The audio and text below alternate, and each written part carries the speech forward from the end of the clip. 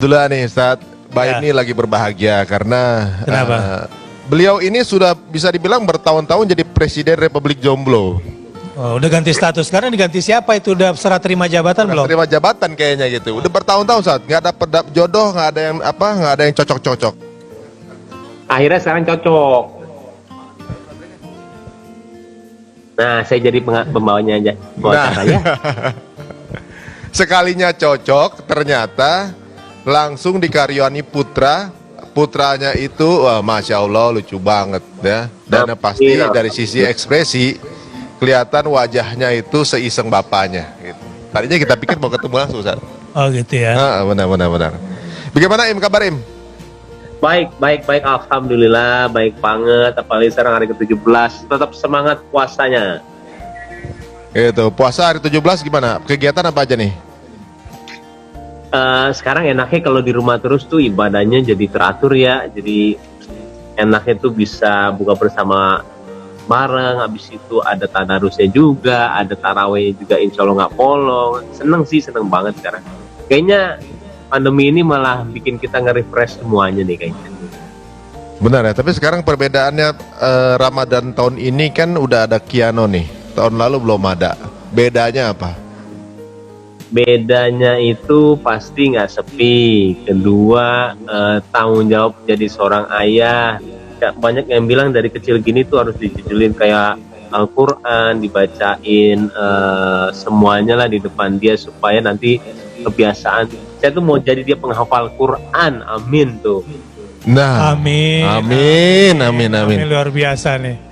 Udah niatnya mulia nih Ustadz nih. Iya. Soalnya bapaknya juga udah hafal. Ya kan Im ya?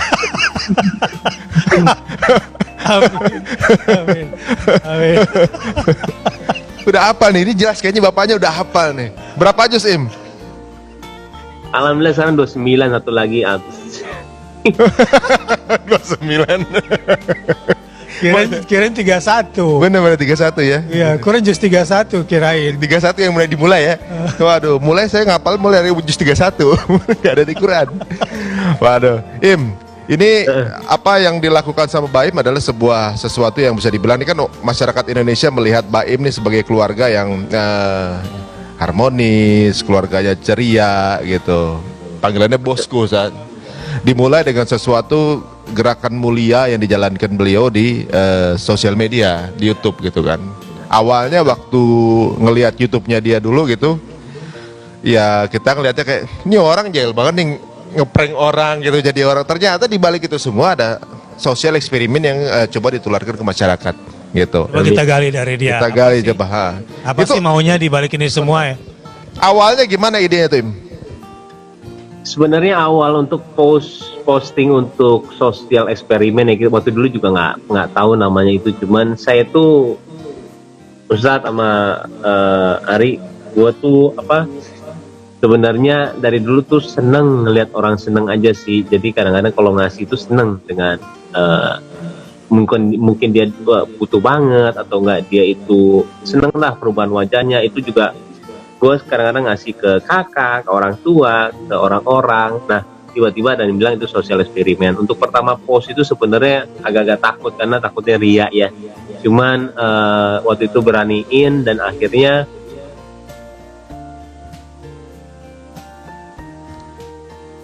Terputus audionya. tiba-tiba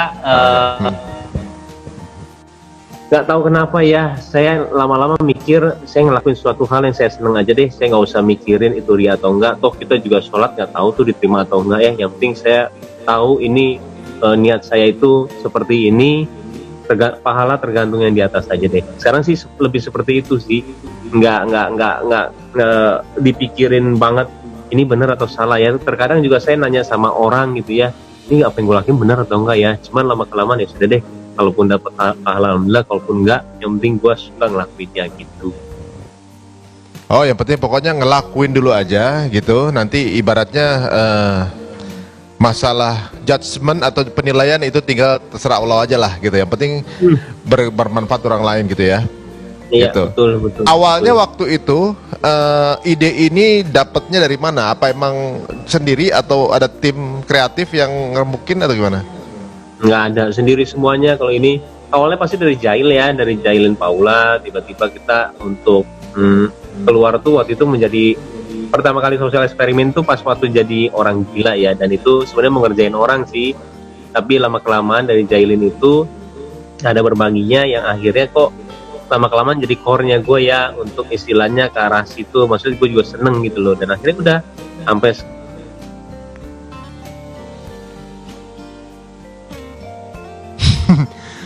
Handphone lu audionya dilimitin ya? Setiap berapa menit isi audio dulu deh. Dia lihat tuh. Waduh. Sekarang videonya yang dilimitin. Waduh. Ya mungkin ada telepon masuk. Nah. Aman udah? Unmute, mute.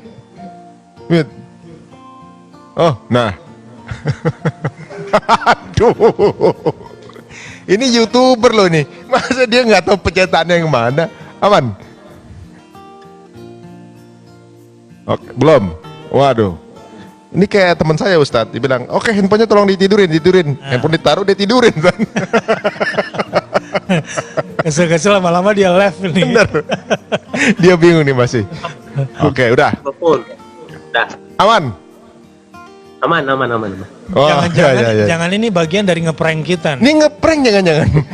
Kita ngomong sendiri. Gimana tadi saya mana ya tadi ya? Tadi awalnya itu ya? Tadi ya? Pokoknya Dari- awalnya itu pokoknya dari yang jadi prank orang gila itu yang sebenarnya saya jahil, yang ada berbagian juga, lama kelamaan itu jadi core-nya gua yang sampai sekarang itu kayaknya gue ngelakuinnya suka, ya sudahlah gue terusin aja, karena memang intinya ya kalau kita ngerasa itu suatu hal yang benar dan juga bisa membantu, ya sudahlah, pahala urusan yang di atas saja. Oh gitu, tapi alhamdulillah sekarang kan konten Baim menjadi salah satu konten-konten positif yang ada di sosial media. Ibaratnya banyak juga menginspirasi yang lain untuk membuat konten inspiring, ya apa yang sama juga gitu. Ibaratnya untuk Tapi inspirasinya kebaikan. saya bilang di sini, inspirasinya itu kan rata-rata kalau ngeprank itu konotasinya negatif. Ya, Ini dia bisa membelokkan gitu, memplesetkan ngeprank yang tadinya konotasi negatif menjadi positif. benar. Ya. Ini loh sebetulnya yang kuat dari kontennya Baim itu. Jadi sebenarnya kadang-kadang orang lihatnya ini pasti mau ngerjain orang, Ya tapi kesannya justru malah mau hadiahin orang kan gitu. Ya, tahu nggak kenapa rahasianya? Kenapa tuh? Dia bilang gini, gue sih senang aja ngeliat orang lain senang, itu sebetulnya. Nah, kenapa jadi itu yang jadi kuncinya, Zat? Ya kan sebetulnya dia bilang gue nggak tahu tersen di atas saya, tapi sebetulnya ada sesuatu di alam bawah sadar dia yang menggerakkan dia. Apa itu? Senang melihat orang lain senang. Artinya nggak ada dengki. Nah, kalau orang ngeprank semata-mata ngeprank, itu senang melihat orang lain susah. Susah. Nah, inilah yang dia nggak sengaja. Oh gitu. Apa jangan-jangan Baim juga ikutan kemarin ngasih berkat yang isinya sampah itu bukan ya? Tapi sampahnya kayaknya 100 ribuan. Itu kurang ajar, itu kesel banget, saya juga lihatnya tuh bener-bener kesel lah itu yang tadinya benar kata Pak Ustadz, saya itu mau menjadikan prank itu suatu hal yang positif, ya ada seperti itu juga. Pas ada kayak begitu tuh kejadian kemarin tuh kayak kita berbalik lagi ke arah yang lama lagi gitu ya. Tuh capek-capek deh kayaknya kita ngebangun untuk image prank itu baik, kok jadi begini lagi ya gitu loh. Kata-kata prank itu jadi negatif. Kesal sih waktu itu saya juga. Jadi ini loh trendsetter juga. Itu kan biasanya kalau orang mau ngeprank negatif, semua anak-anak mau ngeprank negatif. Walaupun nggak mereka posting, ngeprank di rumah. Iya, jadi Iya. orang jadi suka Sampai ngeprank. asisten rumah tangga saya juga ngeprank yang lain gitu, ngeprank santri, ngeprank anak-anak di rumah. Oh gitu. Iya. Ketularan jadi ya? Ketularan ngeprank. Oh. Nah, jadi dengan adanya trendsetter ngeprank itu kita bawa ke positif, itu keren. Waduh. Iya. Hari ini saya di prank sampai hampir 3 kali, Ustadz. Kenapa? Saya tadi wudhu mau sholat gitu ya. Pas sholat saya nggak pakai peci. Nah, Saya bingung, saya datang pakai peci. Berikutnya kedua juga, saya udah pakai peci nih. Pas wudhu, pas sholat nggak pakai peci. Nggak taunya peci setiap saya wudhu, saya taruh tempat peci, Saya nggak pernah pakai sholat. Tapi ketika 2-3 kali kan, saya di prank sama peci saya sendiri Ustaz. Ini kan bahaya. Kagak, itu sih gejala umum. Oh itu umur ya, aduh dari tahan itu orang sampai ikut nyari peci di situ lagi, Astagfirullahaladzim. Tapi kalau pendapat keluarga gimana Im? Dengan kelakuan lu nih gini? Tadinya awalnya nggak suka, awalnya juga kita berbalik lebih universal aja kali ya YouTube-nya gitu ya. Terkadang orang juga banyak yang nggak suka kehidupannya dijadikan seperti apa tontonan atau nggak apa. Yang akhirnya kan kemarin baru meninggal ya orang tua saya. Terus akhirnya papa saya, kakak saya yang akhirnya bilang sama saya tuh, untung ya kamu itu sering banget kemarin itu bikin video soal mama. Jadi sekarang kenangannya itu semuanya ada di YouTube. Jadi orang-orang sekarang tuh terkadang untuk buat YouTube itu agak-agak salah. Mereka memikirkan viewer dan dapat uang berapa dulu, baru kalau saya sih kebalikan ya. Saya memang buat pertama tuh, gue mau jadi compile kenangan gue, supaya nanti kesananya memang ya itu adalah kenangan gue nantinya. Setelah itu istilahnya karakter kita masuk sama orang, habis itu viewer banyak, uang akan datang sendiri. Tapi orang terkadang suka kebalik sekarang buat YouTube untuk uang dulu. Jadi kadang-kadang ya nggak dapet esensinya. Jadi kurang tulus ya Ustaz. Iya, ria. Jadi bikin YouTube supaya viral. Ya. Nah, itu udah rusak dari awal. Satisfactionnya itu di viewers. Ya. Gitu. Kalau banyak seneng, kalau dikit susah. Nah ini gejala-gejala ria di dunia YouTube. Oh jadi mau buat aja yang baik gitu ya? Buat aja yang baik, karena kita nggak tahu mana yang baik, mana yang tidak. Itu semua tergantung pada ketulusan kita. Kayak begini kan sebetulnya dari awal kalau niatnya baik, tujuannya benar. Ya it's me, gua apa adanya gitu, lo nggak dibuat-buat. Ini buat kenangan gue gitu. Ya akhirnya begini jadinya bagus juga. Ya memang rezekinya kemudian akan berikan juga buat Baim. Tapi ada beberapa momen yang saya kalau nggak salah ini ya, Baim tuh sempat ada momen di mana menjadi pelajaran ketika ada 3 orang meninggal. Waktu itu nggak salah di posting kan, 3 orang dalam waktu dekat meninggal gitu ibaratnya. Salah satunya nyokap ya. Yang 2 itu kalau nggak salah, satu Kobe Bryant, satu lagi siapa gitu. Ashraf. Oh, iya. Itu gimana ceritanya maksudnya? Jadi kalau itu menariknya, saya dapat 3 pelajaran yang berbeda-beda ya. Pertama, yang Ashraf itu sebelum Ashraf meninggal itu saya ingat banget, saya minta istri saya untuk ngaji lagi karena udah lama nggak ngaji ya dia. Kamu belajar ngaji lagi dong sayang, ibadahnya kalau itu mah ibadah jangan ditunda-tunda. Nah dia bilang nanti ya, karena walaupun baik-baik ya dan kita juga tahu kesibukannya seperti apa untuk ngurus Kiano, dia bilang nanti. Oh ya udah nggak apa-apa. Nah setelah itu besoknya kalau nggak salah itu Ashraf teman saya sendiri itu meninggal. Yang di situ saya sangat dapat pelajaran kalau emang kita ketika kita bilang nanti itu kita nggak tahu ya, kita ada waktu lagi kapan, apakah kita bisa. Nantinya itu bisa setahun, bisa sebulan, bisa 10 tahun, bisa 5 tahun. Nanti deh sholatnya kalau emang kita udah ini. Cuman terkadang saya udah diingatkan lagi kalau misalkan ibadah, kalau bisa sekarang juga sih. Karena nantinya kita itu takutnya nggak ada umur. Nah kalau Kobe Bryant itu, saya pas dia meninggal dapat pelajarannya ketika itu mengenai keluarga. Sesibuk apapun dia, saya baca artikelnya dia main basket, latihan berapa jam, tiba-tiba dia pulang, habis itu dia sama keluarga 2 jam 3 jam, habis itu dia nggak tidur, dia harus pertandingan lagi atau nggak latihan lagi, yang sebenarnya dia meminimalisirkan keistirahatan dia, dan dia cuma bilang kalau misalkan gue bisa berkorban untuk kerjaan gue tidak mau berkorban untuk keluarga gue, semuanya harus seimbang karena itu resiko gue. Jadi pekerjaan sama keluarga itu harus seimbang. Nah di situ saya belajar, oh iya ya, gue selama ini kerja terus gitu loh. Gak boleh ya gue mengkesampingkan keluarga, gak boleh ada alasan ketika gue gak sama keluarga. Gue harus ada waktu sama dia, apapun caranya. Karena resiko, karena memang sudah tanggung jawab gue ketika ngambil kerjaan banyak, ya udah waktu gue sama keluarga bukan yang gak ada, tapi harus adain gitu loh. Walaupun istirahat gue sedikit. Nah yang terakhir itu mama saya. Mama saya itu kalau saya bilang sih meninggal yang saya mau ya, bener-bener Saya itu mau nangis banget waktu mama meninggal, cuman nggak nangis, saya bingung. Sama sekali nggak nangis, dan itu hari Jumat juga meninggalnya. Papa sangat yakin banget kalau meninggal mama itu hari Jumat, karena dia tahu mama itu seperti apa. Nah, ketika saya disuruh azan di bawah tuh di liang kubur, saya nggak tahu tuh kalau emang di bawah itu ternyata nggak boleh nangis. Saya kaget, Baim jangan nangis ya, nggak boleh. Kenapa? Dia bilang, iya nggak boleh Pak Mali itu. Maksudnya kamu harus ikhlas ini. Sedangkan kita harus azan di sebelah kupingnya dia. Ya Allah, saya tuh masih kadang-kadang suka kebayang gitu ya. Wah ini sih nangis, saya bilang. Mana caranya nangis ya?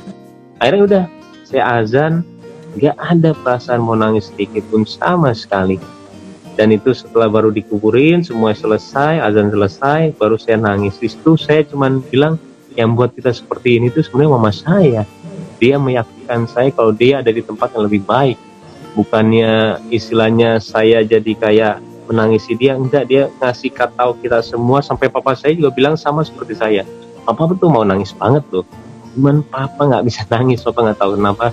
Sama persis yang saya rasain. Nah di situ saya mau ketika endingnya, ketika saya meninggal, saya mau seperti dia, gimana caranya itu. Masya Allah. Tapi kenangan-kenangan terindah sama mama itu apa aja sih yang nggak bisa dilupain? Sebenarnya dunianya dia sama sekali nggak mikirin itu sih. Dia selalu, saya ngasih uang sama dia, saya juga baru tahu kalau terakhirnya ketika mama udah meninggal, papa bilang sama saya, kamu tahu nggak uang yang kamu kasih itu semuanya nggak ada buat mama, dan semuanya buat saudara, buat orang-orang di Purwakarta. Mama kan di Purwakarta ya, ada dari buat tukang beca, buat ini. Pansan mama itu nggak pernah pakai tas yang branded, barang juga nggak ada, baju nggak ada, maksudnya biasa aja semuanya. Jadi di situ saya juga kalau keinget tuh suka, ya Allah, saya bilang. Di situ saya belajar sih gimana caranya. Mungkin semua itu memang sedekah itu salah satu yang buat saya itu sangat percaya bisa menenangkan saya di kehidupan setelah ini sih, saya bilang. Makanya saya sekarang ya, uang bukan segalanya buat saya. Jadi benar-benar saya sih mau ya kaya, cuman saya tidak mau dibudakin sama uang sih. Benar-benar saya cukup kok sekarang. Kalau memang udah lebih gitu ya, saya selalu ingat kalau emang sebagian rezeki saya itu bukan milik saya, itu cuma perantara aja. Saya akan kasih ke orang lain. Mungkin rezekinya dia tapi melalui saya. Jadi enteng aja ngeluarin ya, mau berapa. Ya benar juga ya. Karena sebanyak-banyaknya kita punya uang, di mall kalau kita beli semua bajunya yang dipakai juga cuma satu. Sebanyak-banyaknya kita bisa beli mobil yang kita pakai juga satu, nggak semua langsung beritetan kita duduk di dalamnya ya, Ustaz ya. Waduh. Ini menarik. Jadi sosial eksperimen yang berangkat dari kesadaran-kesadaran yang seperti ini. Walaupun Baim kan tidak ya mengeksposnya lah bahwa gue ngelakuin ini karena sedekah, kan enggak. Dia bahasanya sosial eksperimen gitu. Inilah yang kemudian bisa menggerakkan ketulusan itu menjadi sebuah produktivitas yang sangat terasa di publik itu. Ini yang dibilang tadi hilang. Nah cuma buat Baim nih ya, dengan semua kebaikan-kebaikan, saya juga perlu kasih masukan. Sebab ini penting. Kan baru jadi ayah, ya kita udah pengalaman jadi ayah. Oh ya udah. Anaknya udah mau jadi ayah gitu. Iya udah mau jadi ayah gitu. Jadi ada ayah biologis, ada ayah ideologis. Ayah biologis itu membesarkan badannya, nanti besarnya jadi monster. Nah ibunya Baim tadi itu tanpa dirasa menjadi Baim seperti ini sebetulnya sudah menjadi ibu ideologis. Tapi memang nggak mengekspos, ini pengaruh. Jadi dia bersedekah pakai uang anaknya, sebetulnya itu karena cintanya pada anaknya dan pasti ada doa di situ. Itu kontribusi besar ibu terhadap perilaku Baim dan popularitas Baim. Jadi Baim ini sebetulnya di backup oleh orang tulus yang menggandakan aset Baim dengan cara dari langit kekuatannya itu. Dan akhirnya Baim merasakan. Nggak telat sih setelah meninggal dunia. Tapi mudah-mudahan Kiano gitu jangan sampai ngelihatnya belakangan gitu. Oh, iya. Dari sekarang Baim harus jadi ayah ideologis. Tapi karena dia ada di Instagram saya udah posting itu. Tinggal pulang ini lihat aja. Saya bicara 8 menit di situ tentang ayah biologis dan ayah ideologis. Supaya waktunya nggak panjang. Waduh, Masya Allah. Saya juga dikirimin ya, Ustaz. Follow aja ke Instagram. Ya udah follow. Wah, Ustaz Baim. juga nyari follower juga. Baim juga follow saya kok. Oh, Baim ya, Baim. Tapi tujuannya bukan viral-viralan. Hmm. Itu udah masa lalu lah. Subscribe, share, and like itu masa lalu. Tapi kan emang Ustaz udah viral. Iya masa lalu. Oh iya, iya, iya. Sekarang kita perbaiki, jangan sampai bekas-bekas buruk kita di jejak digital itu menjadi persoalan di akhirat kelak. Oh iya, benar sekali ya. Makanya kalau Baim melihat konten saya itu setelah 1 juta saya hapus semuanya. Ini kan baru berapa postingan itu.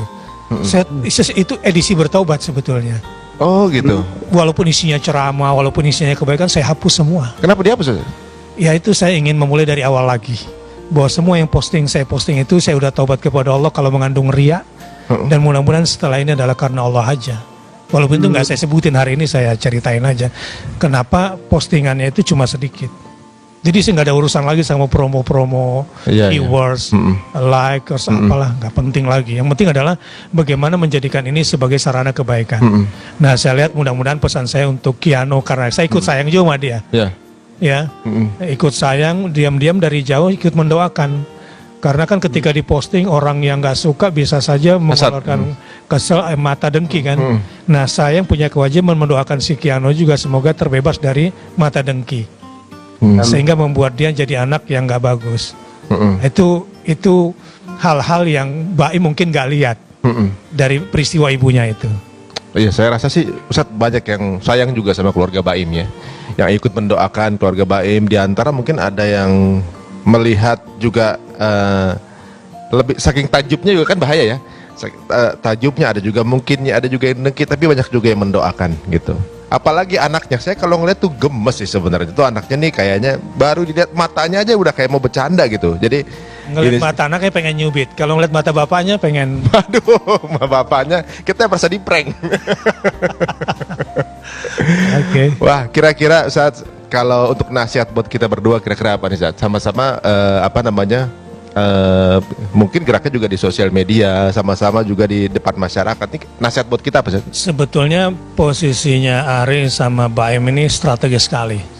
Tentu saya dari sudut pandang keagamaan, sudut pandang dakwah, sudut pandang keumatan, sudut pandang kebangsaan, sudut pandang keindonesiaan, dan sudut pandang dunia Islam global gitu, atau dunia secara keseluruhan. Ini zaman Anda harus leading. Dan Anda sudah pada posisi itu sebetulnya.